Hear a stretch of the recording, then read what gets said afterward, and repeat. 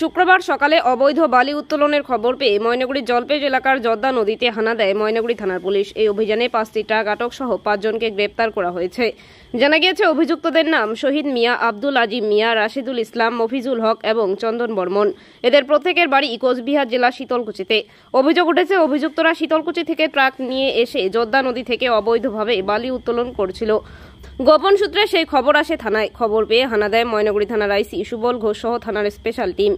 পুলিশকে দেখে পালিয়ে যাওয়ার চেষ্টা করলেও তাদের ধাওয়া করে আটক করে পুলিশ। তারা বৈধ কোনো কাগজ দেখাতে পারেনি। এরপর তাদের গ্রেপ্তার করা হয়। তাদের ট্রাকে নির্দিষ্ট পরিমাণের বেশি বালি ছিল। কোথায় বাড়ি? কি হয়েছে আপনাদের, যা আত্মীয়স্বজন বা ভাই বোন, কি হয়েছে? তো আমরা ছিলাম না, আমরা তো এখনই বাড়ি থেকে আসলাম। খবর পেয়ে বাড়ির থেকে আসলাম। কি হয়েছে শুনেছেন? গাড়িগুলো ধরছে এখানে। কটা গাড়ি? গাড়ি 5টা আছে। 5টা? সবই শীতলকুচির গাড়ি? শীতলকুচি। এটা কোথার থেকে কি মাল নিয়ে যাচ্ছিল? জলপেজ থেকে বালু নিয়ে যেতেছে। এই রয়্যালটি দেখাচ্ছে? রয়্যালটি কোনো ওগুলোর সম্বন্ধে তো আমরা কিছু জানি না। মানে বাড়ি থেকে এখনই আসলাম। আপনাদের কজনকে আটক করছে? কয়জন আছে এটাও বলতে পারলাম না। কি কেসে তাহলে আটক করছে? এরা বাড়ি থেকে খালি শুধুমাত্র আসলাম, এখন তো ওটাও জানি কি ব্যাপার, তুমি তো বললে কিছু। ওই তো বালু নিয়ে আসছি। বাস ঠিক আছে, চলো।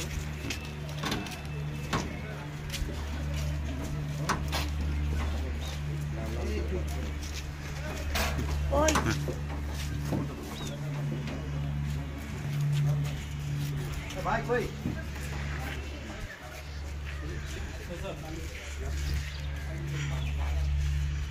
আচ্ছা, কি নাম প্রথম?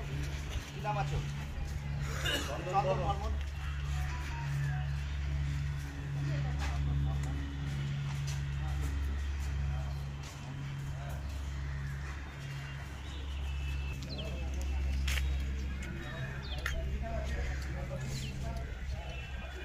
এই শোনো,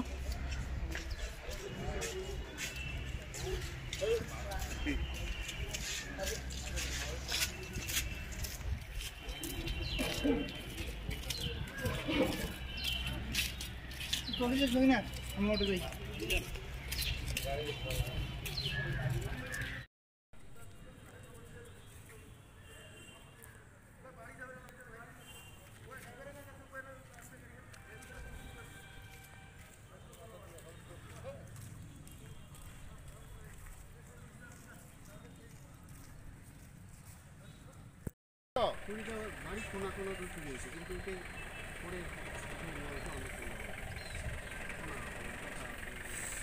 এটাতে অন্য কোনো আসামি ধরা পড়ে না দেখি।